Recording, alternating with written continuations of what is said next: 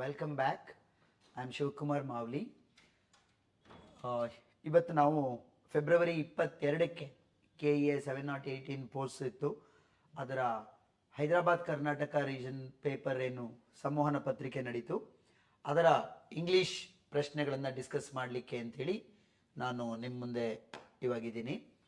ಇದು B1 version, B1 question paper ನಾನು discuss ಮಾಡ್ತಾ ಇರೋದು, ಜಸ್ಟ್ ಫಾರ್ ಯುವರ್ ಇನ್ಫಾರ್ಮೇಷನ್. ನಾವು let's go one by one. ಮೊದಲನೇ ಪ್ರಶ್ನೆಯಲ್ಲಿ ಇಂಡೈರೆಕ್ಟ್ ಸ್ಪೀಚ್ಗೆ ಸಂಬಂಧಪಟ್ಟದ್ದಿದೆ ನೋಡಿ. Choose the correct indirect speech form of the following statement. ಏನಿದೆ ಪ್ರಶ್ನೆ? She said, I have been trying to reach you for the past 2 hours because the client insisted on a meeting today ಅಂತೇಳಿ. ನೀವು class ಕೇಳಿದ್ರೆ ಅಥವಾ general English ಪುಸ್ತಕದಲ್ಲಿ ನಾನು ಬರೆದಿರುವಂತಹ direct indirect ಸ್ಪೀಚ್ನ ನಿಯಮಗಳನ್ನು ಅಭ್ಯಾಸ ಮಾಡಿದರೆ ಸ್ಪಷ್ಟವಾಗಿ ಹೇಳಿರ್ತೀನಿ. ಅಲ್ಲಿ ಇಂಡೈರೆಕ್ಟ್ ಸ್ಪೀಚ್ಗೆ ಬದಲಾಯಿಸುವುದು ಅಂದರೆ ವಾಕ್ಯದ ಟೆನ್ಸ್ಗಳನ್ನು ಬದಲಾಯಿಸುವುದು ಅಂತ ಹೇಳಿ. ಯಾವ ಟೆನ್ಸನ್ನು ಏನಾಗಿ ಬದಲಾಯಿಸಬೇಕು ಅನ್ನೋದು ಸ್ಪಷ್ಟವಾಗಿ ನಮಗೆ ಗೊತ್ತಿರಬೇಕು. ಈ ವಾಕ್ಯದಲ್ಲಿ 2 ಟೆನ್ಸ್ಗಳಿದ್ದಾವೆ. ಐ ಹ್ಯಾವ್ ಬೀನ್ ಟ್ರೈಯಿಂಗ್ ಅನ್ನೋದು ಪ್ರೆಸೆಂಟ್ ಪರ್ಫೆಕ್ಟ್ ಕಂಟಿನ್ಯೂಯಸ್ ಟೆನ್ಸಲ್ಲಿದೆ. ಅದೇನಾಗಬೇಕು? ಪಾಸ್ಟ್ ಪರ್ಫೆಕ್ಟ್ ಕಂಟಿನ್ಯೂಯಸ್ ಟೆನ್ಸ್ಗೆ ಹೋಗಬೇಕು. ಅಂದರೆ ಹ್ಯಾಡ್ ಬೀನ್ ಟ್ರೈಯಿಂಗ್ ಅಂತ ಆಗಬೇಕು ಒಂದು. ಇನ್ನೊಂದು ಎರಡನೇ ಸೆಗ್ಮೆಂಟಲ್ಲಿ ಬಿಕಾಸ್ ಆದಮೇಲೆ ದ ಕ್ಲೈಂಟ್ ಇನ್ಸಿಸ್ಟೆಡ್ ಆನ್ ಅಂತಿದೆ. ಇನ್ಸಿಸ್ಟೆಡ್ ಅನ್ನೋದು ಸಿಂಪಲ್ ಪಾಸ್ಟ್ ಟೆನ್ಸಲ್ಲಿದೆ, ಅದು ಪಾಸ್ಟ್ ಪರ್ಫೆಕ್ಟ್ ಟೆನ್ಸಿಗೆ ಕನ್ವರ್ಟ್ ಆಗಬೇಕು. ಅಂದರೆ ಹ್ಯಾಡ್ ಇನ್ಸಿಸ್ಟೆಡ್ ಅನ್ನೋದು ಬರಬೇಕು ಅಂತೇಳಿ. ಸೊ ಅವೆರಡು ಯಾವ ಆಪ್ಷನ್ನಲ್ಲಿದೆ ನೋಡೋಣ. ಇಲ್ಲೇನಾಗಿದೆ? ಮೊದಲನೇ ಆಪ್ಷನ್ ನೋಡಿ, she said that she had been trying to reach you. ನೋಡಿ, ಇಲ್ಲಿ ಯಾವಾಗ ಯಾರಿಗೆ ಹೇಳ್ತಾ ಇಲ್ಲ ಅಂತ ಅನ್ಕೋತಾರೋ ಅದನ್ನ ಮೀ ಅಂತ, ನನ್ಗೆ ಹೇಳ್ತಿದ್ದಾರೆ ಅಂತ ಅನ್ಕೋಬೇಕು. ಶಿ ಸೆಡ್ ಟು ಯಾರಿಗೋ ಇಲ್ಲ ಅಲ್ಲಿ. ಸೊ ಶಿ ಸೆಡ್ ಅಂದ್ರೆ ಅದು ನನಗೆ ಅಂತ ನಾವು ಅದನ್ನ ಅಸ್ಯೂಮ್ ಮಾಡ್ಕೋಬೇಕು ಯಾವಾಗ್ಲೂ. ಯಾವಾಗ ಯಾರಿಗೆ ಹೇಳ್ತಿದ್ದಾರೆ ಅಂತ ಇರೋದಿಲ್ವೋ ಅದನ್ನ. ಸೊ ಹಾಗಾಗಿ ಇಲ್ಲೂ ಯು ಅಂತಿದೆ, ಪ್ರನೌನೇ ಚೇಂಜ್ ಆಗಿಲ್ಲ.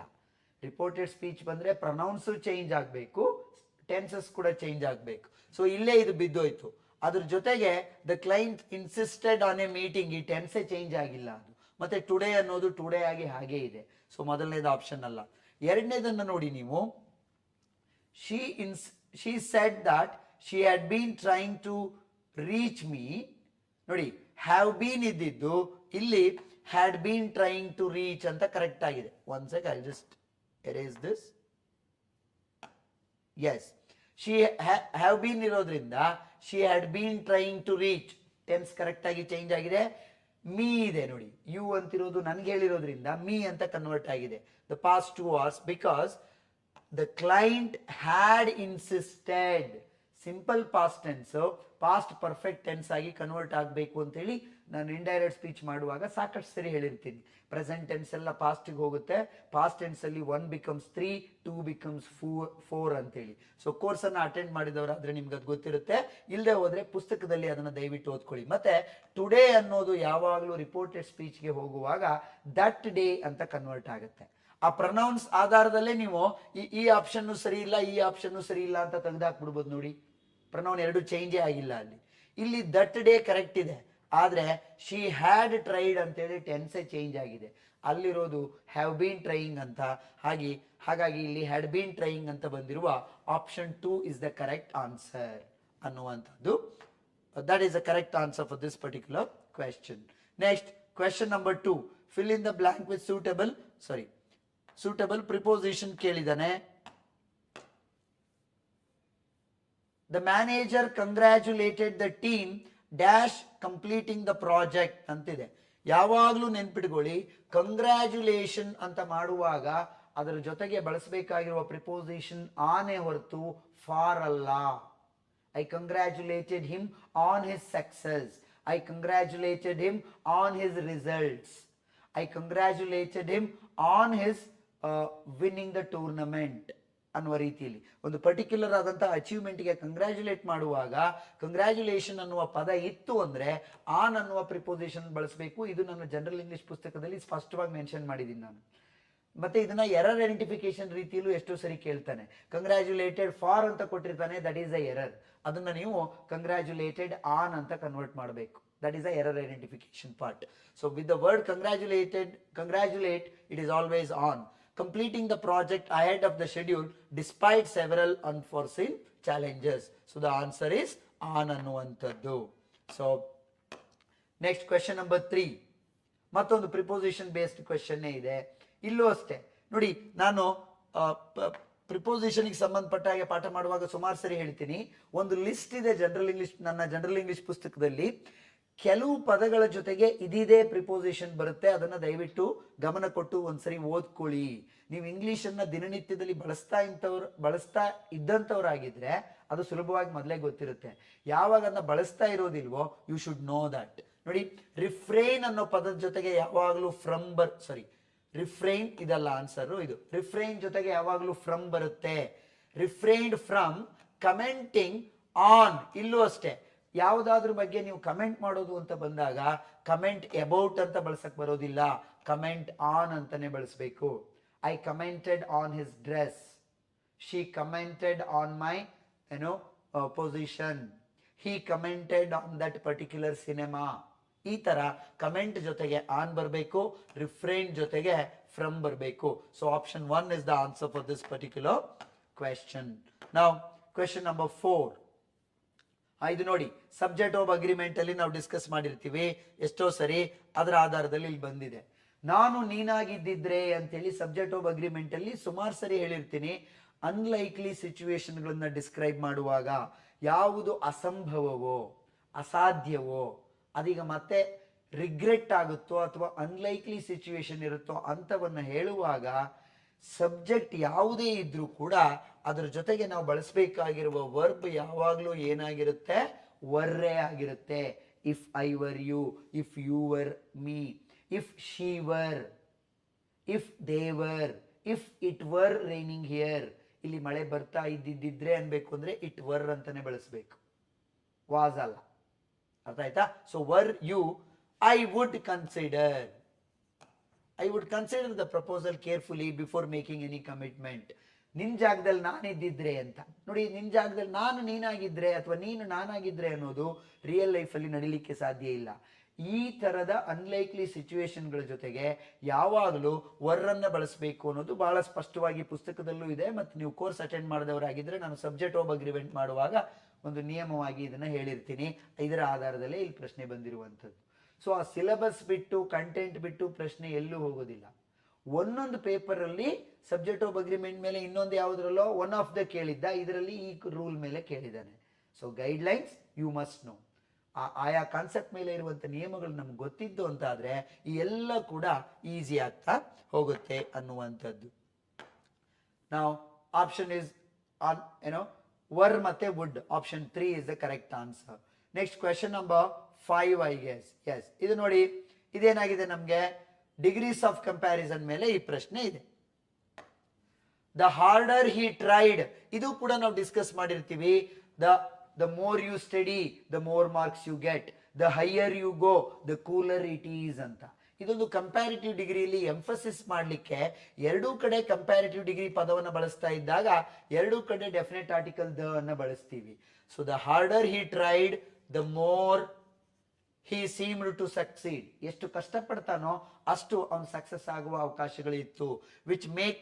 which made the task feel even easier. So this is the correct answer for this. The harder he tried, the more ಇರೋದು ಅದೊಂದೇ ಆಪ್ಷನ್. ಇಲ್ಲಿ ವರ್ಸ್ ಅಲ್ಲ, ನೆಗೆಟಿವ್ ಮೀನಿಂಗ್ ಕೊಡುತ್ತೆ, ಇದು ನೆಗೆಟಿವ್ ಮೀನಿಂಗ್ ಕೊಡುತ್ತೆ. ಇಲ್ಲಿ ಬೆಟರ್ ಇದೆ, ಬಟ್ ಇಲ್ಲಿ ಬೆಸ್ಟ್ ಅಂತ ಬಂದ್ಬಿಟ್ಟಿದೆ.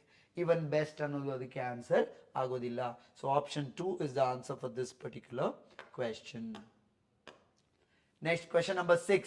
Identify the sentence that correctly uses the present simple tense to express a scheduled future event. ಇದು ನೋಡಿ, ನಾನು ಟೆನ್ಸಸ್ ಮಾಡುವಾಗ ಒಂದು ಪಾಯಿಂಟ್ ಅನ್ನು ಹೇಳಿರ್ತೀನಿ. ಸಿಂಪಲ್ ಫ್ಯೂಚರ್ನ ಆಕ್ಟಿವಿಟಿಗಳನ್ನ ಸಿಂಪಲ್ ಪ್ರೆಸೆಂಟ್ ಟೆನ್ಸ್ ಬಳಸಿ ಹೇಳ್ಬೋದು. ಹೇಗೆ? She meets the doctor at 10 AM tomorrow. ಅವಳು ನಡೀತಾ ಇರೋದು ನಾಳೆಯ ಆಕ್ಟಿವಿಟಿ ಅದು. ಬಟ್ ಶಿ ಮೀಟ್ಸ್ ಅನ್ನೋದು ಸಿಂಪಲ್ ಪ್ರೆಸೆಂಟ್ ಟೆನ್ಸ್ ಅಲ್ಲಿ ಇರೋ ಆಕ್ಟಿವಿಟಿ. ಸೊ ಅದನ್ನೇ ಇಲ್ಲಿ ಪ್ರಶ್ನೆ ಮಾಡಿ ಕೇಳಿದ್ದಾನೆ. ಸಿಂಪಲ್ ಫ್ಯೂಚರ್ನ ಆಕ್ಟಿವಿಟಿಯನ್ನ ಸಿಂಪಲ್ ಪ್ರೆಸೆಂಟ್ ಟೆನ್ಸ್ ಮಾಡಿ ಈ ಕೆಳಗಿನ ವಾಕ್ಯ ಯಾವ್ದು ಹೇಳ್ತಾ ಇದೆ? ಇದು ಸಿಂಪಲ್ ಫ್ಯೂಚರ್ ಟೆನ್ಸ್ ಅಲ್ಲೇ ಇದೆ. ಸೊ ಅದು ತಪ್ಪು. The train leaves at 8:30 AM tomorrow. ಇದು ಸಿಂಪಲ್ ಫ್ಯೂಚರ್ ಆಕ್ಟಿವಿಟಿಯನ್ನ ಸಿಂಪಲ್ ಪ್ರೆಸೆಂಟ್ ಟೆನ್ಸ್ ಅಲ್ಲಿ ಹೇಳ್ತಾ ಇದೆ. Train leaves, subject V1. ಇದಕ್ಕೆ ಟೆನ್ಸ್ಗಳ ನಾಲೆಡ್ಜ್ ನಿಮಗೆ ಥರೋ ಆಗಿ ಇರಬೇಕು ಅನ್ನುವಂಥದ್ದು. 12 ಟೆನ್ಸ್ಗಳನ್ನ ಏನು ನಾವು ಎಕ್ಸ್ಪ್ಲೈನ್ ಮಾಡ್ತೀವಿ ಅಥವಾ ಅದ್ರ ಮೇಲೇನೆ ಆಕ್ಟಿವಿಟಿ ಮಾಡ್ತೀವಿ, ಅದು ಈ ಎಲ್ಲ ಪ್ರಶ್ನೆಗಳಿಗೆ ಉತ್ತರಿಸಲಿಕ್ಕೆ ಸುಲಭವಾಗಿ ಸಹಾಯ ಮಾಡುತ್ತೆ. The train is going to ಅನ್ನುವಂಥದ್ದು it is a present continuous tense. Is leaving ಇದು ಕೂಡ ಪ್ರೆಸೆಂಟ್ ಕಂಟಿನ್ಯೂಸ್ ಟೆನ್ಸ್. ಇದು ಸೆಂಟೆನ್ಸ್ ಸರಿ ಇದೆ, ಇದು ತಪ್ಪಿದೆ ಅಂತ ನಾನು ಹೇಳ್ತಾ ಇಲ್ಲ. ಇದು ಸರಿ ಇದೆ, ಇದು ಸರಿ ಇದೆ. ಬಟ್ ಅವನು ಕೇಳಿರುವ ಪ್ರಶ್ನೆಗೆ ಅದು ಉತ್ತರ ಅಲ್ಲ. ಅವನು ಕೇಳಿರೋದು ಫ್ಯೂಚರ್ ಆಕ್ಟಿವಿಟಿಯನ್ನ ಸಿಂಪಲ್ ಪ್ರೆಸೆಂಟ್ ಟೆನ್ಸ್ ಬಳಸಿ ಹೇಳಿರುವ ವಾಕ್ಯ ಯಾವುದು ಇದರಲ್ಲಿ. ಸೊ ಆನ್ಸರ್ ಈಸ್ ಆಪ್ಷನ್ 2 ಅನ್ನುವಂಥದ್ದು. Okay, next identify the tense used in the following sentence. ನೋಡಿ, ನೇರವಾಗಿ ಟೆನ್ಸ್ ನೇ ಕೇಳಿದ್ದಾನೆ. ಯಾವ ಟೆನ್ಸ್ ಇದು ಅಂತ. When we were kids, simple past ಟೆನ್ಸಿನ ಸ್ಟೇಟಸ್. ನಾವು ಕಿಡ್ ನೋಡಿ, ಅಲ್ಲಿ ಆಕ್ಷನ್ ಇಲ್ಲ. ಪಾಸ್ಟ್ ಟೆನ್ಸಿನ fact, status. When we were kids we used to. Used ಅನ್ನೋದು ಸಿಂಪಲ್ ಪಾಸ್ಟ್ ಟೆನ್ಸ್ ನ ವರ್ಬ್ ಇದೆ. Swim in the village lake every summer. So the answer is simple past tense. When we were kids, simple past tense. ಅದೊಂದು past tense ನ status ಅನ್ನ, fact ಅನ್ನು ಕುರಿತು ಹೇಳ್ತಾ ಇದೆ. ನೋಡಿ, ಅಲ್ಲೂ ಅದು ಆಕ್ಟಿವಿಟಿ ಆಗಿತ್ತು. ಎವ್ರಿ ಸಮ್ಮರ್ ಅಲ್ಲಿ we use to swim in the lake ಅನ್ನುವಂಥದ್ದಿದೆ.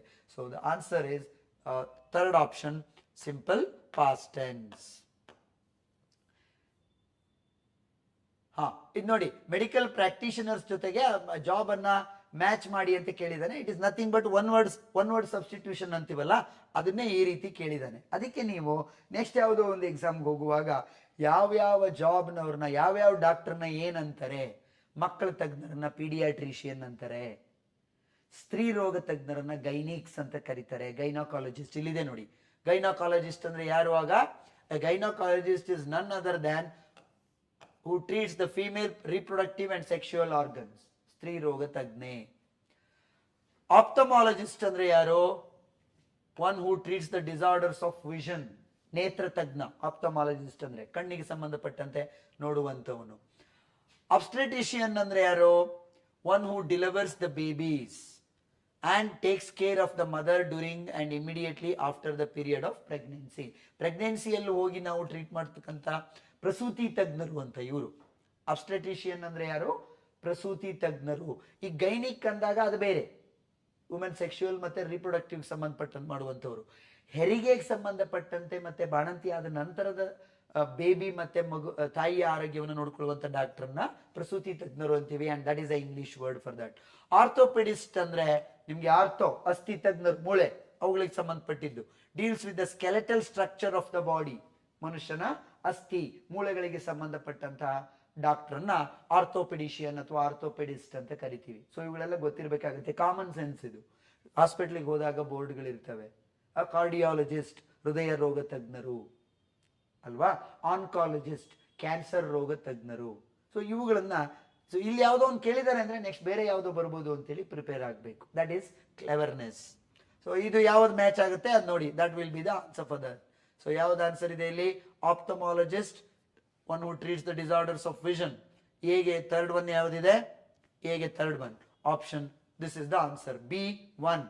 Gynaecologist ಇದಿರೋದ್ರಿಂದ so option 3 is the answer for this particular question. Next, question number 9. ಇದು ಜಂಬಲ್ಡ್ ಸೆಗ್ಮೆಂಟ್ ಒಂದು ಸೆಂಟೆನ್ಸ್ ಅನ್ನು ಮಾಡುವಂಥದ್ದು. ಬಹಳ ಸುಲಭವಾದ ವಾಕ್ಯ ಇದೆ. The committee was, so this is the first one. The committee was asked to submit the report by Friday.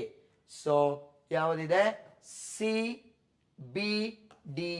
CBDA. This is the correct answer for this. ಬಹಳ ಸರಳವಾದ ಒಂದು ವಾಕ್ಯ ಇತ್ತದು. It was very simple. Next, synonym of the word anil. ಈ ಅನಿಯಲ್ ಅಂದ್ರೆ temper ಅಂತ, ಹದ ಮಾಡೋದು ಅಂತ, ಹದಗೊಳಿಸೋದು ಅಂತ ಅನಿಲ್ ಅಂದ್ರೆ. So this is a synonym of that word. Temper ಅನ್ನುವಂಥದ್ದು ಅದಕ್ಕೆ ಅರ್ಥ ಆಗುತ್ತೆ. That is a synonym of that particular word. Option 1 is the answer for that. So ಮತ್ತೊಂದು ಸಿನಾನಿಮ್ ಇಡಿಎಂ ಕೊಟ್ಟಿದ್ದಾನೆ, ಟ್ರಂಪ್ಡ್ ಅಪ್ ಅಂತೇಳಿ. ತುಂಬಾ ದಿನಗಳ ಹಿಂದೆ ಇದನ್ನ ನಾನು ಟ್ವೀಟ್ ಮಾಡಿದ್ದೆ. ನಮ್ಮ US ಪ್ರೆಸಿಡೆಂಟ್ ಮನಸ್ಸಿಗೆ ಬಂದಂಗೆ ಮಾತಾಡ್ತಾ ಇರುವಂಥ ಸಂದರ್ಭದಲ್ಲಿ ಬಾಯಿಗೆ ಬಂದಿದ್ದನ್ನು ಇಂಡಿಯಾ ಪಾಕಿಸ್ತಾನ್ ವಾರ್ ನಾನೇ ನಿಲ್ಲಿಸಿದೆ ಅಂತ ಹೇಳಿದಾಗ I just tweeted this particular idiom. Trumped up ಅಂತಾನೆ ಒಂದು ಇಡಿಯಮ್ ಇದೆ. ಅಂದರೆ ಫ್ಯಾಬ್ರಿಕೇಟ್ ಮಾಡಿ ಫಾಲ್ಸ್ ಇನ್ಫಾರ್ಮೇಶನ್ ಕೊಡೋದು, ಸುಳ್ಳು ಹೇಳುವಂಥದ್ದು ಅಂತ ಕೆಲಸವನ್ನು ಮಾಡೋದನ್ನು ಟ್ರಂಪ್ ಅಪ್ ಅಂತ ಕರೀತಾರೆ ಇಂಗ್ಲೀಷಲ್ಲಿ. ಅದಕ್ಕೆ fabricated is the answer for that. ಅವನು ನಾನು ರಾತ್ರೋರಾತ್ರಿ ಯುದ್ಧ ನಿಲ್ಲಿಸಿದೆ ಅಂತ ಹೇಳಿದ್ನಲ್ವಾ, and that is when I tweeted this particular he is living his name ಅಂತೇಳಿ. ಅವನ ಹೆಸರಲ್ಲಿ ಒಂದು ಇಡಿಯಮ್ಮೇ ಇದೆ, ಅದನ್ನೇ ಅವನು ಜೀವಿಸ್ತಾ ಇದ್ದಾನೆ ಅನ್ನುವ ಅರ್ಥದಲ್ಲಿ I tweeted this and that has come in the paper. Trumped up ಅಂದರೆ ಸುಳ್ಳು ಹೇಳೋದು, ಫಾಲ್ಸ್ ಇನ್ಫಾರ್ಮೇಶನ್ ಕೊಡೋದು, ಮಿಸ್ಇನ್ಫಾರ್ಮೇಶನ್ ಕೊಡೋದು, that is nothing but fabricated ಅನ್ನುವಂಥದ್ದು. So that's the answer. Next, falling foul of. Actually falling foul of ಅಂದರೆ ಏನಾದರೂ rules, regulations, ನಿಯಮ, ಇದು ಒಂದು ಇಡಿಯಮ್. ಇವುಗಳನ್ನು ಆಕ್ಚುಲಿ ಮುರಿಯೋದು ಅನ್ನುವ ಅರ್ಥದಲ್ಲಿ. ಅವುಗಳನ್ನು ಮುರಿದಾಗ ಏನಾಗುತ್ತೆ, ಒಂದು ಕಾನ್ಫ್ಲಿಕ್ಟಿಗೆ ಬರ್ತೀರಾ. You enter into a conflict, ಒಂದು ಸಂಘರ್ಷಕ್ಕೆ, ಒಂದು ಬಿಕ್ಕಟ್ಟಿಗೆ, ಒಂದು ವಿವಾದಕ್ಕೆ ಅಥವಾ ಜಗಳಕ್ಕೆ ಒಳಗಾಗೋದು ಅನ್ನೋದು ಅದರ ಆಕ್ಚುಯಲ್ ಅರ್ಥ. ಬಟ್ ಇಲ್ಲಿ ಅದರ ನಿಯರೆಸ್ಟ್ ಮೀನಿಂಗ್ ಇರುವಂಥದ್ದು ಕ್ವಾರಲಿಂಗ್ ವಿತ್ ಅಂತೇಳಿ. So you can consider this as the answer for this particular question. But actual ಅದರ ಪ್ರಿಡಾಮಿನೆಂಟ್ ಆಗಿ ಫಾಲಿಂಗ್ ಫೌಲ್ ಆಫ್ ಅನ್ನು ಬಳಸೋದು ನಾವು ಯಾವುದಾದ್ರೂ ನಿಯಮಗಳನ್ನು, ಲಾಸ್, ರೆಗ್ಯುಲೇಷನ್ಸ್, ರೂಲ್ಸ್ ಇವುಗಳನ್ನು ಮೀರೋದನ್ನ ಅಥವಾ ಮುರಿಯೋದನ್ನ ಅಂತ ಹೇಳಿ ಬಳಸ್ತೀವಿ. But the answer is quarrelling with for this particular question. Next question number 13. The correct word for the following sentence. ಇಲ್ಲಿ ಯಾವುದನ್ನು ಫಿಲ್ ಮಾಡಬೇಕು, ಇದನ್ನು ನಾವು ಕ್ಲಾಸಲ್ಲಿ ಎಷ್ಟೋ ಸರಿ ಡಿಸ್ಕಸ್ ಮಾಡಿದ್ದೀನಿ. ಹೋಮೋಫೋನ್ಸ್ಗಳಿಗೆ ಸಂಬಂಧಪಟ್ಟಂತ ಒಂದು ಪ್ರಶ್ನೆ ಇದು. ಅಡ್ವೈಸ್, ಸಿಇ ಅಂದ್ರೇನು, ಎಸ್ಇ ಅಂದ್ರೇನು, ಪ್ರಾಕ್ಟೀಸ್, ಸಿಇ ಎಸ್ಇ ಈ ಥರದ ಪದಗಳು. It's without a first off, with a first off, ಈ ಪದಗಳನ್ನೆಲ್ಲ ಜನರಲ್ ಇಂಗ್ಲಿಷ್ ಪುಸ್ತಕದಲ್ಲಿ ಆಕ್ಚುಲಿ ಈಗ ನ್ಯೂ ಎಡಿಷನ್ ನೆಕ್ಸ್ಟ್ ಮಂತ್ ಅಲ್ಲಿ ಬರ್ತಾ ಇದೆ, ಮಾರ್ಚಲ್ಲಿ. ಅದರಲ್ಲಿ ಈ ಹೋಮೋಫೋನ್ಸ್ ಅವುಗಳು ಎಲ್ಲವನ್ನು I have added all these things in the upcoming version. ನೋಡಿ ಇಲ್ಲಿ, she gave me a good piece of advice. ಸಲಹೆ ಅಂತ ಅನ್ಸ್ಕೊಳ್ಬೇಕು ಅಂದ್ರೆ ವರ್ಬ್ ಇರಬಾರ್ದು. ಇದು ಅಡ್ವೈಸಸ್ ಅನ್ನುವ ಪದ ಇಲ್ವೇ ಇಲ್ಲ. ಇದು it's on uncountable word. Plural ಮಾಡೋಕ್ಕಾಗಲ್ಲ ಅಡ್ವೈಸಸ್ ಅನ್ನ. ಇದು ಅಡ್ವೈಸ್ ಅನ್ನೋದು ವರ್ಬ್, ಸಲಹೆ ಕೊಡು ಅನ್ನುವಂಥದ್ದು ವರ್ಬ್ ಆಗುತ್ತೆ. ಇಲ್ಲಿ ವರ್ಬ್ ಅಲ್ಲ, ನಾವು ನೌನ್ ಬಳಸಬೇಕಾಗಿರೋದು. ಅದರದ್ದೇ ಸಿಂಗ್ಯುಲರ್ ಫಾರ್ಮ್ ಅಡ್ವೈಸಸ್ ಆಗಿದೆ. ಸೊ ಅವೆಲ್ಲದೂ ತಪ್ಪು. Option 3 is the answer for this. ಯಾಕೆಂದ್ರೆ ಅಡ್ವೈಸ್, ಸಿಇ ಅಂದ್ರೆ ಸಲಹೆ ಅನ್ನುವ ನಾಮಪದ, ಎಸ್ಇ ಅಂದ್ರೆ ಸಲಹೆ ಕೊಡು ಎನ್ನುವ ಕ್ರಿಯಾಪದ. ಸೊ ಇಲ್ಲಿ ನಾವು ಬಳಸಬೇಕಾಗಿರೋದು, ಅವನು ನನಗೆ ಒಳ್ಳೆಯ ಸಲಹೆ ಕೊಟ್ಟ ಅಂದ್ರೆ ನೌನೇ ಹೊರತು ವರ್ಬ್ ಅಲ್ಲ. So option 3 is the answer for this particular question, and we have discussed this couple of times in our classroom course ಅಲ್ಲಿ ಸಾಕಷ್ಟು ಸರಿ ಅದನ್ನ ಡಿಸ್ಕಸ್ ಮಾಡಿದೀವಿ. 14ನೇ ಪ್ರಶ್ನೆ, ದ ಸ್ಕೂಲ್ ಬೋರ್ಡ್ ಫೈನಲಿ. ಇದು ಅಷ್ಟೇ ನೋಡಿ, ಹೋಮೋಫೋನ್ಸ್ ಸೌಂಡ್ ಸ್ಪೆಲ್ಲಿಂಗ್ ಸಂಬಂಧಪಟ್ಟಿದ್ದೆ. ಅಕ್ಸೀಡೆಡ್ ಟು ದ, ಅಕ್ಸೀಡೆಡ್ ಅಂದ್ರೆ ಏನು ಅಂದ್ರೆ ಅಗ್ರೀಡ್ ಅಂತ. ಅವಳ ಡಿಮ್ಯಾಂಡ್ ಆಫ್ ಪೇರೆಂಟ್ಸ್ಗಳ ಡಿಮ್ಯಾಂಡ್ಗೆ, ಬೇಡಿಕೆಗಳಿಗೆ ಸ್ಕೂಲ್ ಬೋರ್ಡ್ ಅಥವಾ ಮ್ಯಾನೇಜ್ಮೆಂಟ್ ಏನ್ ಮಾಡಿದೆ, ಕೊನೆಗೂ ಒಪ್ಪಿಕೊಂಡಿದೆ. ಅಕ್ಸೀಡೆಡ್ ಅಂದ್ರೆ ಅಗ್ರೀಡ್, ಒಪ್ಕೊಂಡಿದೆ ಅಂತ. So this is the answer. ಈ ಎಕ್ಸೀಡೆಡ್ ಅಂದ್ರೆ ಮೀರಿ ಹೋಗೋದು ಅಂತ. ಅಕ್ಸೆಪ್ಟೆಡ್ ಅಂದ್ರೆ ಸ್ವೀಕರಿಸಿದೆ, ಒಪ್ಪಿಕೊಂಡಿದೆ ಅಂತ. ಈ ಎಕ್ಸ್ಪೆಕ್ಟೆಡ್ ಅಂದ್ರೆ ನಿರೀಕ್ಷೆ ಅಂತ. ಸೊ ಅದ್ಯಾವುದು ಆನ್ಸರ್ ಅಲ್ಲ, ಅಕ್ಸೀಡೆಡ್ ಅನ್ನೋದು ಇದಕ್ಕೆ ಆನ್ಸರ್. ಇದು ಹೋಮೋಫೋನ್ಸ್ ಅಂಡರ್ ಅಲ್ಲಿ ಬರುವಂಥದ್ದು. ಹಾಗಾಗಿ I have listed all these words under homophones this time, so that you should not get confused. ಯಾವ್ಯಾವ ಪದ ಏನು ಅರ್ಥ ಕೊಡುತ್ತೆ ಅನ್ನುವಂಥದ್ದು. Right? Yes. Next question number 15.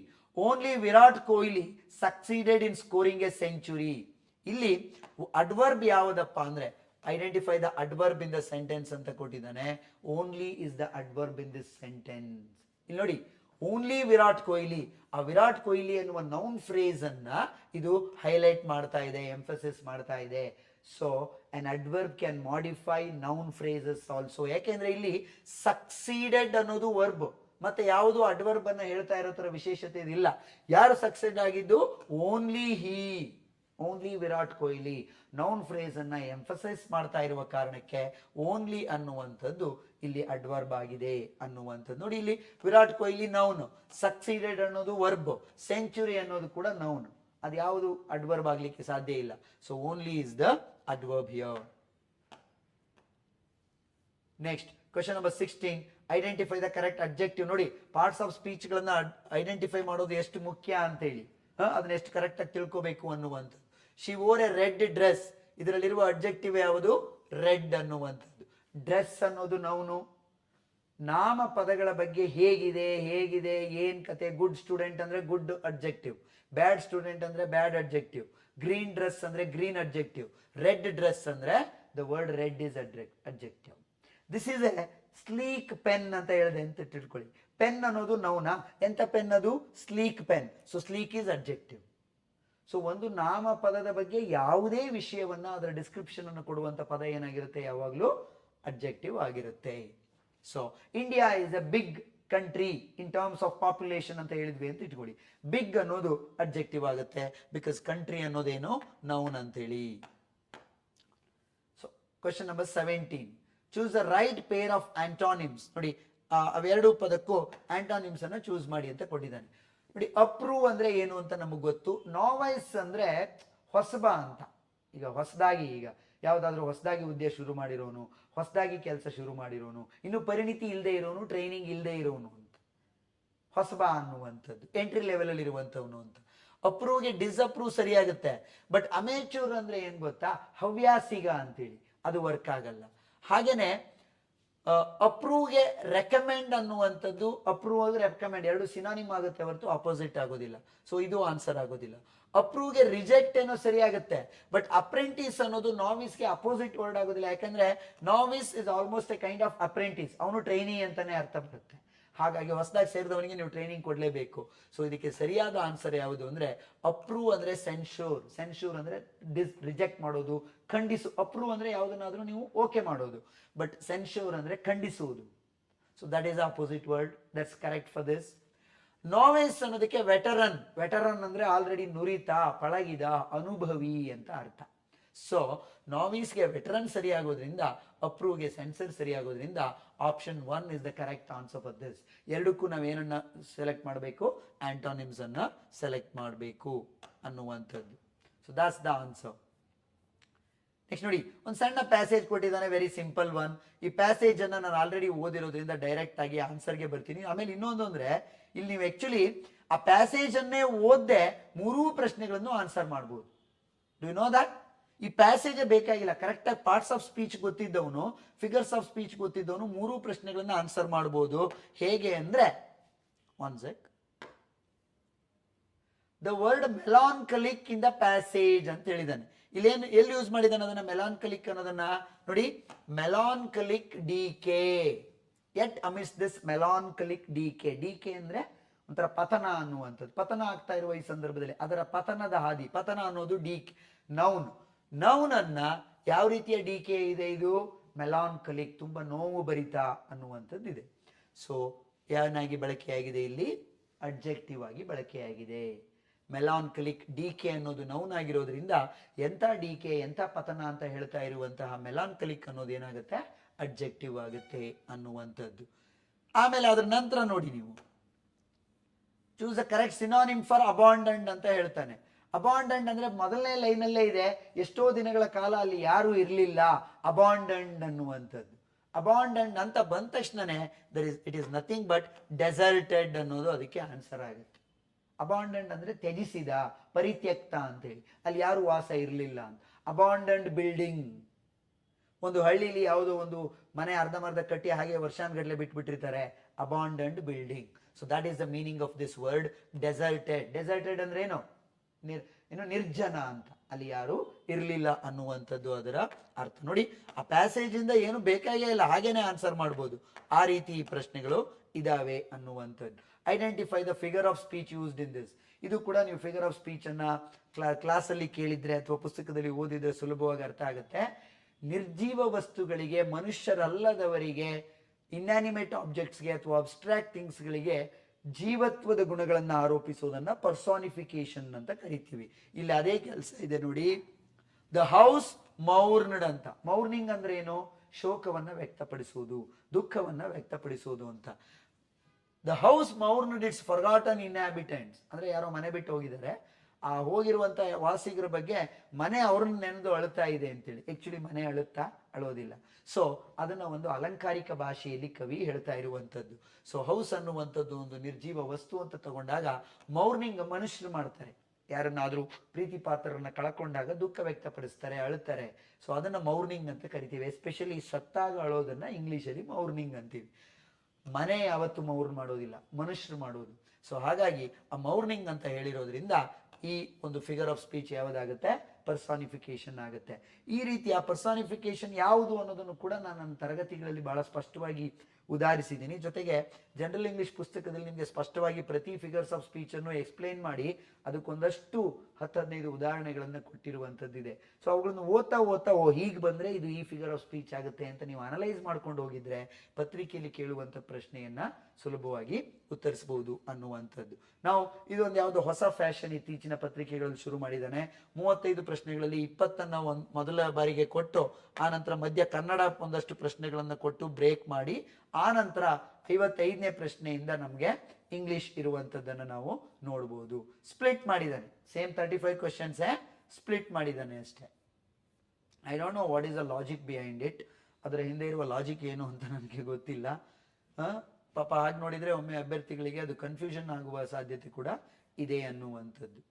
ಒಂದೇ ಸರಿಗೆ ಇಂಗ್ಲಿಷಿಂದ ಕನ್ನಡಕ್ಕೆ ನಿಮ್ಮ ಏನೋ ಅಟೆನ್ಷನ್ ಅನ್ನ ಶಿಫ್ಟ್ ಮಾಡುವಂತ ಒಂದು ತಂತ್ರ ಕೂಡ ಅದರಲ್ಲಿ ಇರ್ಬೋದು.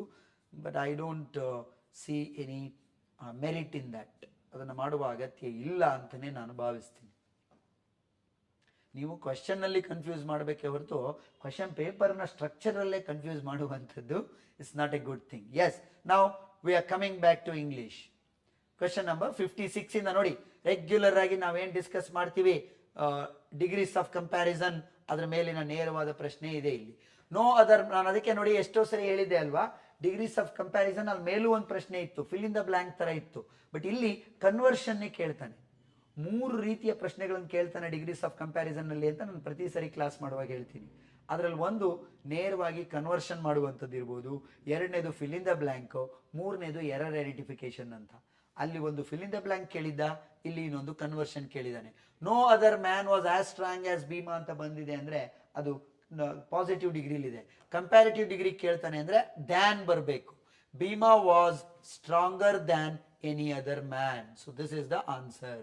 Option 3 is the answer. ಇಲ್ಲಿ ನೋಡಿ, ವಾಸ್ ಮೋರ್ ಸ್ಟ್ರಾಂಗ್ ಇದೆ, ಎನಿ ಅದರ್ ಮೆನ್ ಬೇರೆ ಇದೆ ಇಲ್ಲಿ, ಅದು ತಪ್ಪು. ಸೊ ಅಗತ್ಯ ಇಲ್ಲ, ಸ್ಟ್ರಾಂಗರ್ ದ್ಯಾನ್ ಬರಬೇಕು.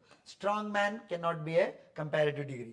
Strongest man of all, this is superlative degree, ಅದು ಕಂಪ್ಯಾರಿಟಿವ್ ಅಲ್ಲ, ಹಾಗಾಗಿ ಅದು ತಪ್ಪು. Option 3 is the answer for this particular question.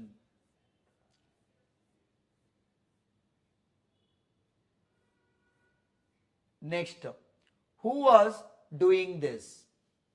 ಇದು ಏನ್ ಕೇಳಿದಾನೆ ನೋಡಿ. ನಾನು ಆಕ್ಟಿವ್ ವಾಯ್ಸ್ ಪ್ಯಾಸಿವ್ ವಾಯ್ಸ್ ನ ಮಾಡುವಾಗ ಎಷ್ಟೋ ಸರಿ ಹೇಳಿರ್ತೀನಿ, ಪ್ರತಿ ಸರಿ ನೇರವಾದ ವಾಕ್ಯವನ್ನೇ ಕೊಟ್ಟು ಪ್ಯಾಸಿವ್ ವಾಯ್ಸ್ಗೆ ಕನ್ವರ್ಟ್ ಮಾಡಬೇಕು ಅಂತ ಹೇಳಬೇಕು ಅಂತಿಲ್ಲ. ಕೆಲವೊಮ್ಮೆ ಕ್ವೆಶ್ಚನ್ ಮಾರ್ಕ್ ಇಂದು ಕೊಟ್ಟಿದ್ದಾನೆ, ಲೆಟ್ ಇವೆಲ್ಲ ಕೊಟ್ಟಿರ್ತಾನೆ ಅಂತ ಈ ಸರಿ 2 ಅದೇ ಬಂದಿದೆ. Who was doing this, interrogative ಇದೆ. ಡೂಯಿಂಗ್ ಅನ್ನೋದು ಹೇಳ್ತಾ ಇದೆ ಪ್ರೆಸೆಂಟ್ ಕಂಟಿನ್ಯೂಯಸ್ ಟೆನ್ಸ್ ಅಲ್ಲಿ ಇದೆ. ನಾವು ನೋಡಿ, ನಾನು ಎಕ್ಸ್ಪ್ಲೈನ್ ಮಾಡುವಾಗ ಹೇಳಿರ್ತೀನಿ, ING ಅಂತ ಬಂದಾಗ ಬೀಯಿಂಗ್ ಅನ್ನುವ ಎಕ್ಸ್ಟ್ರಾ ವರ್ಡ್ ಬರಬೇಕು. ಅದು ಯಾರಿಗೆ ಗೊತ್ತಿತ್ತೋ, ಆ ಕಾಮನ್ ಸೆನ್ಸ್ ಯಾರಿಗಿತ್ತೋ ಸುಲಭವಾಗಿ ಅವ್ರು ಇದನ್ನ ಪಿಕ್ ಮಾಡ್ತಾರೆ. ಮತ್ತೆ ಹೂ ಅನ್ನೋದ್ರಿಂದ ಶುರುವಾಗುವ ಪ್ರಶ್ನೆ ಯಾವಾಗಲೂ ಅದಕ್ಕೆ ಪ್ಯಾಸಿವ್ ವಾಯ್ಸ್ ಬೈ ಹೂಮ್ ಅಂತ ಶುರುವಾಗುತ್ತೆ. ಅದು ಬಿಡಿ, ಬೈ ಹೂಮ್ 3ರಲ್ಲೂ ಆಪ್ಷನ್ ಇದೆ. ಬಟ್ ಹಾಗೆ ಗುರುತಿಸ್ಲಿಕ್ಕೆ ಆಗದೆ ಹೋದ್ರು ಯಾರಿಗೆ ING ಅನ್ನೋದು ಬಂದಾಗ ಕಂಟಿನ್ಯೂಯಸ್ ಟೆನ್ಸ್ಗಳಲ್ಲಿ ಬೀಯಿಂಗ್ ಅನ್ನೋದು ಅಡಿಷನಲ್ ಆಗಿ ಪ್ಯಾಸಿವ್ ವಾಯ್ಸ್ ಅಲ್ಲಿ ಬರುತ್ತೆ ಅಂತ ನಾನು ತರಗತಿಗಳಲ್ಲಿ ಎಷ್ಟು ಸರಿ ಹೇಳಿರ್ತೀನಿ, ಮತ್ತೆ ಎಕ್ಸಾಂಪಲ್ಸು ಮಾಡಿರ್ತೀವಿ. ಅದು ಕರೆಕ್ಟಾಗಿ ಗೊತ್ತಿತ್ತು ಅಂದ್ರೆ ಯು ಸಿಂಪ್ಲಿ ಪಿಕ್ ದಿಸ್. ಯಾಕೆಂದ್ರೆ ಡೂಯಿಂಗ್ ಅನ್ನೋದು ಇದೆ ಅಲ್ಲಿ, who was doing present continuous tense ಅಲ್ಲಿ ಇದೆ. ಬೀಯಿಂಗ್ ಅನ್ನೋದು ಮಾತ್ರ ಇದಕ್ಕೆ ಇರುವಂತ ವರ್ಡ್ ಮಾತ್ರ ಇದಕ್ಕೆ, ಆ ಬೀಯಿಂಗ್ ವರ್ಡ್ ಇರುವ ಆಪ್ಷನ್ ಮಾತ್ರ ಏನಾಗುತ್ತೆ, ಸರಿಯಾದ ಆನ್ಸರ್ ಆಗುತ್ತೆ. So option 4 is the answer for this. Next 58th question, conjunction ಯಾವುದು ಇದರಲ್ಲಿ ಅಂತ ಕೇಳಿದಾನೆ. ವೆರಿ ಈಸಿ, 2 ಸೆಗ್ಮೆಂಟ್ ಅನ್ನ ಕನೆಕ್ಟ್ ಮಾಡ್ತಾ ಇರುವ ವರ್ಡ್ ಅನ್ನ ಕಂಜಂಕ್ಷನ್ ಅಂತ ಕರಿತೀವಿ.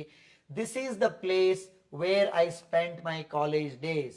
ಸೊ ವೇರ್ ಅನ್ನೋದು ದಿಸ್ ಈಸ್ ದ ಪ್ಲೇಸ್, ಮತ್ತೆ I spent my college days 2 separate ವಾಕ್ಯಗಳನ್ನ ವೇರ್ ಅನ್ನುವ ಒಂದು ಕೋಆರ್ಡಿನೇಟಿಂಗ್ ಕಂಜಂಕ್ಷನ್ ಕನೆಕ್ಟ್ ಮಾಡ್ತಾ ಇದೆ. ಹಾಗಾಗಿ ಇದನ್ನ ನಾವೇನಂತ ಕರಿತೀವಿ, ಕಂಜಂಕ್ಷನ್ ಅಂತ ಹೇಳಿ ಕರಿತೀವಿ. Where is the answer for this. 59th question, which of the following word does not take prefix in? ಇವಿಷ್ಟರಲ್ಲಿ ಯಾವ ಪದಕ್ಕೆ ಪ್ರಿಫಿಕ್ಸ್ ಇನ್ ಅನ್ನ ನಾವು ಬಳಸಕ್ ಬರೋದಿಲ್ಲ? ಇನ್ಆಕ್ಟಿವ್ ಅಂತ ಹೇಳ್ತೀವಿ, ಇದಕ್ಕೂ ಬರುತ್ತೆ. ಸೊ ಹಾಗಾಗಿ ಇದು ಆನ್ಸರ್ ಅಲ್ಲ. ಎಬಿಲಿಟಿಗೆ ಇನ್ಎಬಿಲಿಟಿ ಅಂತ ಹೇಳ್ತೀವಿ, ಇದಕ್ಕೂ ಬರುತ್ತೆ, ಅದು ಆನ್ಸರ್ ಅಲ್ಲ. ಕಂಪ್ಲೀಟ್ಗೂ ಕೂಡ ಇನ್ಕಂಪ್ಲೀಟ್ ಅಂತ ಹೇಳ್ತೀವಿ, ಅದು ಆನ್ಸರ್ ಅಲ್ಲ. ಯಾವುದಕ್ಕೆ ಇನ್ನನ್ನ ಬಳಸೋದಿಲ್ಲ ಅಂತ ಕೇಳಿರೋದ್ರಿಂದ ಏಬಲ್ ಅನ್ನೋದು ಆನ್ಸರ್ ಆಗುತ್ತೆ. ಯಾಕೆ ಅಂದ್ರೆ ಏಬಲ್ಗೆ ನಾವು ಬಳಸುವ ಏನೋ ಪ್ರಿಫಿಕ್ಸ್ ಯಾವುದು? Disable. Abel, disable. So this is the answer. Option 4 is the answer for this particular question. Next, question number 60. ಇವಿಷ್ಟರಲ್ಲಿ ಯಾವ ವಾಕ್ಯ ಸರಿಯಾಗಿದೆ ಅನ್ನೋದನ್ನ ನಾವು ವಾಕ್ಯ ಅಥವಾ ವಾಕ್ಯಗಳು, ಸರಿಯಾದ ವಾಕ್ಯಗಳು ಯಾವಿದಾವೆ ಅಂತ ಗುರುತಿಸಬೇಕು. I want some water to drink, absolutely correct. Water ಅನ್ನೋದು ಅನ್ಕೌಂಟಬಲ್ ನೌನ್ ಆಗಿರೋದ್ರಿಂದ ಸಮ್ ಅಂತ ಬಳಸಬಹುದು. I want free water to drink ಅಂತ ಹೇಳಕ್ ಬರೋದಿಲ್ಲ, ಸಮ್ ಅನ್ನೋದನ್ನ ಬಳಸಬೇಕು. I want a glass of water to drink, ಇದು ಕೂಡ ಸರಿ ಇದೆ. ಐ ವಾಂಟ್ ಎ ವಾಟರ್, ನೆನಪಿದೆಯಾ? ಯಾವುದೇ ಕಾರಣಕ್ಕೂ ಅನ್ಕೌಂಟಬಲ್ ನೌನ್ಗಳ ಜೊತೆಗೆ ಯಾವ ಆರ್ಟಿಕಲ್ ಬರೋದಿಲ್ಲ. So this is the error, ಈ ವಾಕ್ಯ ಸರಿ ಇಲ್ಲ. I want waters to drink, ಅದು ಕೂಡ ತಪ್ಪು, ವಾಟರ್ಸ್ ಅಂತ ಬಳಸಿರೋದ್ರಿಂದ. So only option A and B are correct. Option 4 is the answer for this. Only option A and B are correct ಅನ್ನುವಂಥದ್ದು. Next, question number 61. Identify the error in the following sentence. ಇದು ಕೂಡ ನೀವು ಇದನ್ನ degree of comparison ಅನ್ಕೋಬಹುದು, ಅಥವಾ ಮೇಲಿನ ಪ್ರಶ್ನೆಯನ್ನು ಗಮನಿಸಿದಾಗ 60 ಮತ್ತು 61ನೇ ಪ್ರಶ್ನೆಗಳು ಆರ್ಟಿಕಲ್ಸ್ ಮೇಲೆ ಬಂದಿದ್ದಾವೆ. ನೋಡಿ, ನೀವು ಜನರಲ್ ಇಂಗ್ಲಿಷ್ ಪೇಪರ್ನ ಇದುವರೆಗೆ ಬರೆದವರಾಗಿದ್ರೆ ಗೊತ್ತಿರುತ್ತೆ, but first time if you are watching this video, please understand this. You should be able to identify every question and its concept. ಪ್ರತಿ ಪ್ರಶ್ನೆ ಕೂಡ ಯಾವ ಕಾನ್ಸೆಪ್ಟ್ ನಿಂದ ಕೇಳಲಾಗಿದೆ ಅಂತ ಹೇಳಿ ನಿಮಗೆ ಗೊತ್ತಾಗ್ತಿದೆ ಅಂದ್ರೆ you are prepared for the exam ಅಂತ ಅರ್ಥ. That is a simple way to analyse how good you are doing in the exam ಅನ್ನೋದಕ್ಕೆ. ಇದು ಯಾವ ಕಾನ್ಸೆಪ್ಟ್ ಮೇಲೆ ಬಂದಿದೆ ಅನ್ನೋದೇ ನಿಮ್ಗೆ ಗೊತ್ತಾಗ್ತಾ ಇಲ್ಲ ಅಂದ್ರೆ ನೀವು ಅದಕ್ಕೆ ಖಂಡಿತ ಆನ್ಸರ್ ತಪ್ಪು ಬರೀತೀರಿ ಅಂತ. ಸೊ ಮೇಲ್ನೇದು ಆರ್ಟಿಕಲ್ಸ್ ಮೇಲೆ ಇತ್ತು, ಇಲ್ಲೂ ಕೂಡ ಹಿ ಈಸ್ ಎ ಟಾಲೆಸ್ಟ್ ಅಂತ ಬಂದಿದೆ. ನಮ್ಗೆ ಇದು ಸ್ಪಷ್ಟವಾಗಿ ಗೊತ್ತಿದೆ, ಸೂಪರ್ಲೇಟಿವ್ ಡಿಗ್ರಿ ವರ್ಡ್ ಟಾಲೆಸ್ಟ್ ಇರೋದ್ರಿಂದ ಇದು ಏನಾಗಬೇಕಿತ್ತು, he is the tallest student in the classroom of 40 students ಅಂತೇಳಿ. So answer is option 1. A tallest ಅನ್ನೋದು ತಪ್ಪಾಗಿದೆ. ಅವನು ಯಾವ ಭಾಗದಲ್ಲಿ ಎರರ್ ಇದೆ ಅಂತ ಕಂಡುಹಿಡಿಯಿ ಅಂತ ಹೇಳಿರೋದ್ರಿಂದ ದಿಸ್ ಇಸ್ ದ ಆನ್ಸರ್. ಅದು ಹಿ ಈಸ್ ದ ಟಾಲೆಸ್ಟ್ ಅಂತ ಹೇಳಿ ಆಗ್ಬೇಕಿತ್ತು. Next, question number 62. Choose the correct form of, ನೋಡಿ ಅಡ್ಜೆಕ್ಟಿವ್ ಮತ್ತೆ ಕೇಳಿದಾನೆ. ಇದು ಕೂಡ ಡಿಗ್ರೀಸ್ ಆಫ್ ಕಂಪ್ಯಾರಿಸನ್ ಮೇಲೆ, ಮೂರನೇ ಪ್ರಶ್ನೆ ಇದು ಡಿಗ್ರೀಸ್ ಆಫ್ ಕಂಪ್ಯಾರಿಸನ್ ಮೇಲೆ. Which of these 2 pens is, the ಇದೆ ಅನ್ನುವ ಕಾರಣಕ್ಕೆ ಬೆಸ್ಟ್ ಅಂತ ಫಿಲ್ ಮಾಡಬೇಡಿ, ಬೆಟರ್ ಅಂತ ಕೇಳಬೇಕು. ಕೇವಲ 2 ವಸ್ತು ಅಥವಾ 2 ವ್ಯಕ್ತಿ ಅಥವಾ ಯಾವುದೇ 2 ಥಿಂಗ್ಸ್ ಬಗ್ಗೆ ಮಾತ್ರ ಕಂಪ್ಯಾರಿಸನ್ ಮಾಡ್ತಾ ಇರುವಾಗ ನಾವು ಅವೆರಡರಲ್ಲಿ ಯಾವತ್ತು ಸರಿ ಇದೆ ಅಥವಾ ಯಾವ ಸುಪೀರಿಯರ್ ಇದೆ ಅಂತ ಕೇಳುವಾಗ ಕಂಪ್ಯಾರಿಟಿವ್ ಡಿಗ್ರಿಯನ್ನೇ ಬಳಸಬೇಕೇ ಹೊರತು ಸೂಪರ್ಲೇಟಿವ್ ಡಿಗ್ರಿ ಬಳಸೋದಿಲ್ಲ. 2 ಮಧ್ಯದಲ್ಲಿ ಕೇವಲ 2 ಮಾತ್ರ. ಸೂಪರ್ಲೇಟಿವ್ ಅಂದ್ರೆ ಒಂದು ದೊಡ್ಡ ಗ್ರೂಪ್ ಇರಬೇಕು, ಅಲ್ಲಿತ್ತಲ್ಲ he is the tallest in the class ಅಂತ, ಆ ತರ.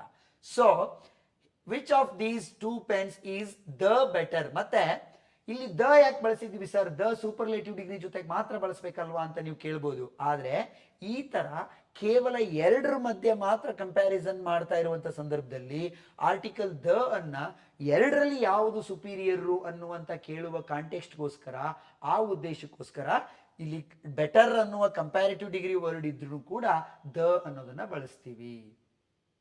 Right, which is the shorter of the 2 roots ಅಂತ. ಇವೆರಡರಲ್ಲಿ ಯಾವ ರೂಟ್ಸ್ ಶಾರ್ಟ್ ಇದೆ ಅಂತ ಕೇಳುವಾಗ 2 ರೂಟ್ ಅಲ್ಲಿ ಕಂಪ್ಯಾರಿಸನ್ ಮಾಡ್ತಾ ಇರೋದ್ರಿಂದ ದ ಶಾರ್ಟರ್ ಅಂತ ಬಳಸ್ತೀನಿ.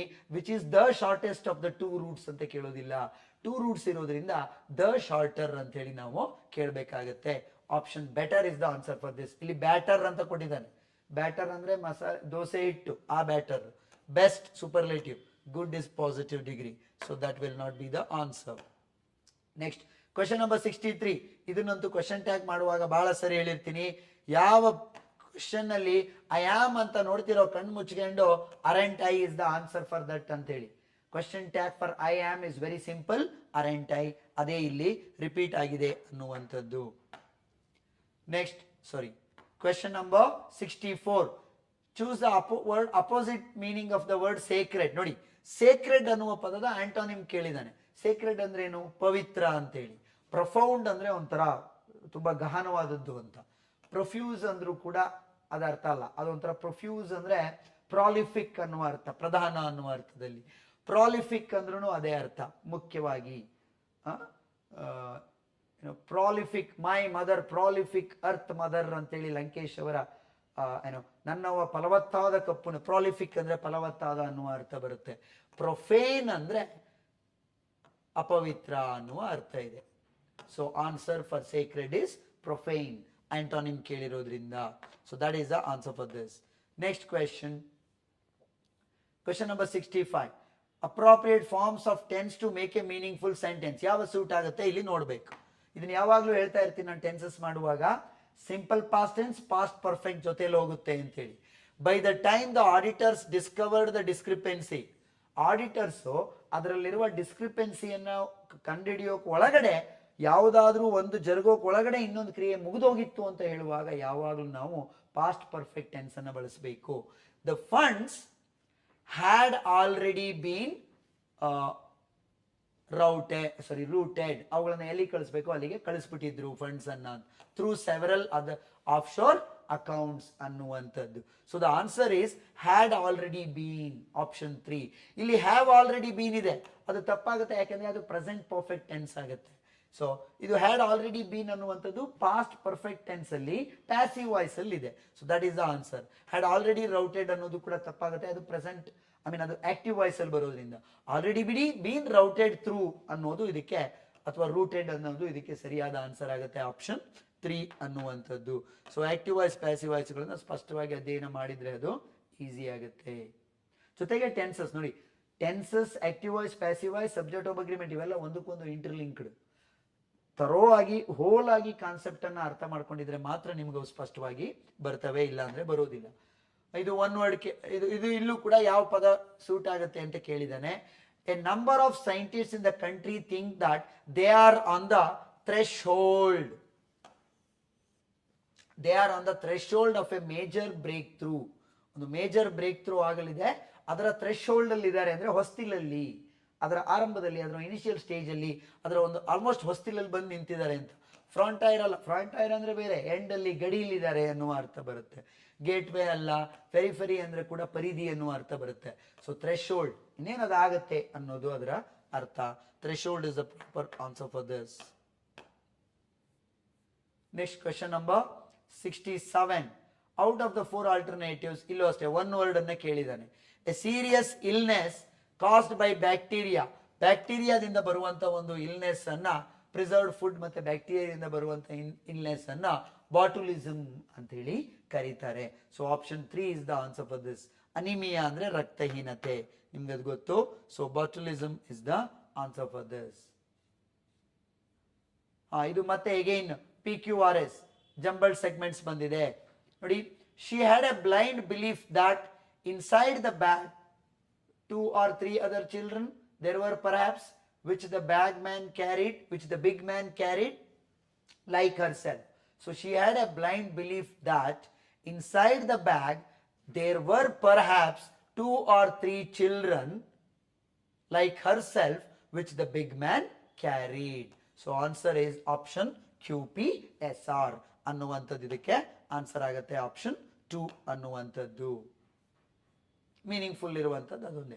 ಮತ್ತೊಂದು ಫಿಲ್ ಇನ್ ದ ಬ್ಲಾಂಕ್, ಇದು ಪ್ಯಾಸಿವ್ ವಾಯ್ಸ್ ನ ಸೆಂಟೆನ್ಸ್ ಇದೆ ನೋಡಿ. ಇಲ್ಲಿ ಲೆಟ್ ಅನ್ನ ಬಳಸಿ ಪ್ಯಾಸಿವ್ ವಾಯ್ಸ್ ಮಾಡುವಂಥದ್ದನ್ನು ಕೇಳಿದ್ದಾನೆ. It is also very easy. They let him go home early. They let him ಅಂದ್ರೆ ಸಿಂಪಲ್ ಪಾಸ್ಟ್ ಟೆನ್ಸ್ ಅಲ್ಲಿ ಇದೆ. ಸಿಂಪಲ್ ಪಾಸ್ಟ್ ಟೆನ್ಸ್ ಅಲ್ಲಿ ಇದ್ದಾಗ ನಮ್ಗೆ ವಾಸ್ ಅಥವಾ ವರ್ ಬರಬೇಕು ಅಂತ ಗೊತ್ತಿದೆ. ಹಿಮ್ ಅನ್ನೋದು ಈ ಕಡೆ ಹೋದಾಗ ಹಿ ಆಗೋದ್ರಿಂದ ವಾಸೇ ಬರಬೇಕು. He was let go home early. This is the answer for this. He was let go home early. Actually ಇದಕ್ಕೆ ಇವೆರಡೂ ಕೂಡ ಆನ್ಸರ್ ಕರೆಕ್ಟೇ. You can challenge it. He was allowed to go home early is also correct. He was let go home early is more suitable. But both of them can be correct one. ಯಾಕೆಂದ್ರೆ ಇದು exact ಆಗಿ ಹೀಗೆ ಮಾಡಬೇಕು ಅಂತ ಇಲ್ಲದ ಕಾರಣಕ್ಕೆ let ಇರೋದ್ರಿಂದ ಎರಡನ್ನೂ ಬಳಸಿ ಮಾಡಬಹುದು. He was let go home early. He was let go home, allowed to go home early ಅಥವಾ let go home early. ಇವೆರಡೂ ಕೂಡ ಆನ್ಸರ್ ಆಗ್ತವೆ. I hope both of them will be given in the paper as answers ಅನ್ನುವಂಥದ್ದನ್ನು ನಾನು expect ಮಾಡ್ತೀನಿ. ಗೊತ್ತಿಲ್ಲ, ಕೊಡದೇನು ಇರ್ಬೋದು. Next, sorry, the last one, identify the incorrectly spelled word. Spelling, ಇವಷ್ಟು ಪದಗಳು ನಾವು ಸ್ಪೆಲ್ಲಿಂಗ್ ರಿಲೇಟೆಡ್ ಅಲ್ಲಿ ಡಿಸ್ಕಸ್ ಮಾಡದಂತವೇ ಇದಾವೆ. ರಿದಮ್ ಪದವನ್ನ ನಾವು ಡಿಸ್ಕಸ್ ಮಾಡಿದೀವಿ, ಬರ್ಸಿದೀನಿ. ಕಾನ್ಶಿಯನ್ಸ್ ಪದ ಕೂಡ ಬಂದಿದೆ, ನಮ್ಮಲ್ಲಿ ಡಿಸ್ಕಸ್ ಮಾಡಿದೀವಿ. ಸರ್ವೇಲೆನ್ಸ್ ಅಂತೂ ಪದೇ ಪದೇ ಹೇಳಿದೀನಿ. ಎಸ್ ಯು ಆರ್, ಇವೆಲ್ಲವೂ ಸರಿ ಇದಾವೆ. Rhythm, conscience. ಅಕರೆನ್ಸ್ ಅಲ್ಲಿ ಏನ್ ತಪ್ಪಾಗಿದೆ ಅಂದ್ರೆ, ಇದು ಕೂಡ ಡಿಸ್ಕಸ್ ಮಾಡಿರೋ ಪದನೇ. ಅಕರೆನ್ಸ್ ಲಿಸ್ಟ್ ಅಲ್ಲಿ ಸ್ಪೆಲ್ಲಿಂಗ್ ವರ್ಡ್ ಅಲ್ಲಿ ನಾನು ಯಾವುದನ್ನು ಡಿಸ್ಕಸ್ ಮಾಡ್ತಿದ್ದೆ ಅದರಲ್ಲಿ ಇದು ಕೂಡ ಇದೆ. OCCURRENCE, ಅಕರೆನ್ಸ್ ಅನ್ನುವಂಥದ್ದು ಏನಾಗುತ್ತೆ, ಇದಕ್ಕೆ ಆನ್ಸರ್ ಆಗುತ್ತೆ ಅನ್ನುವಂಥದ್ದು. Clear? So that is the idea here. So ಇದಿಷ್ಟು 70 ಕ್ವೆಶನ್ಸ್ಗೆ I think the English portion is completed here ಅಂತ ಅನ್ಕೋತೀನಿ. ಹಾ, ಇಲ್ಲಿಂದ ನಿಮಗೆ ಅದು ಬೇರೆ ಕಂಪ್ಯೂಟರ್ ಸೆಕ್ಷನ್ ಶುರುವಾಗಿದೆ. So this was the B1 series that I discussed. So the point here is very simple. ನೀವು ನೋಡಿ, NHK ಪೇಪರ್, HK ಪೇಪರ್ ನೋಡ್ತಾ ಹೋಗಿ, ಸೇಮ್ ಪ್ಯಾಟರ್ನ್ ಅಲ್ಲೇ ಇದೆ. ಪಾರ್ಟ್ಸ್ ಆಫ್ ಸ್ಪೀಚ್ಗಳನ್ನು ಐಡೆಂಟಿಫೈ ಮಾಡುವಂಥದ್ದು, figures of speech, passive voice, active voice, article, ಏನು syllabus total ನಾವು discuss ಮಾಡ್ತೀವಿ ನಮ್ಮ ಕೋರ್ಸಲ್ಲಿ ಅಥವಾ ಪುಸ್ತಕದಲ್ಲಿ ಏನು ಎಕ್ಸ್ಪ್ಲೈನ್ ಮಾಡಿದ್ದೀನಿ ಅದ್ರ ಮೇಲೇ ಎಲ್ಲವೂ ಇದ್ದಾವೆ ಪ್ರಶ್ನೆಗಳು. So this was what for KEA HK SDA paper. I hope you have understood what I have been discussing with you guys so far. Thank you very much. All the best for your upcoming exams. Okay? At least ಒಂದು ಪರೀಕ್ಷೆಯನ್ನು ಬರೆದು ಅದರ ನಂತರ there should be an improvement in all of us. ಒಂದು improvement ಇರಬೇಕು. ಮುಂದಿನ ಪರೀಕ್ಷೆ ಬರೆಯುವಾಗ ಮತ್ತೆ ಅದೇ ತಪ್ಪುಗಳನ್ನು ಮಾಡೋ ರೀತಿಯಲ್ಲಿ ಇರಬಾರ್ದು. ಅಟ್ಲೀಸ್ಟ್ ಯಾವ ಅಪ್ರೋಚಲ್ಲಿ ನಾನು ಪ್ರಿಪೇರ್ ಆಗಬೇಕು ಅನ್ನೋದು ನಮಗೆ ಗೊತ್ತಾಗಬೇಕು ಅನ್ನುವಂಥದ್ದು. Okay, so I hope this video serves the purpose. Thank you very much.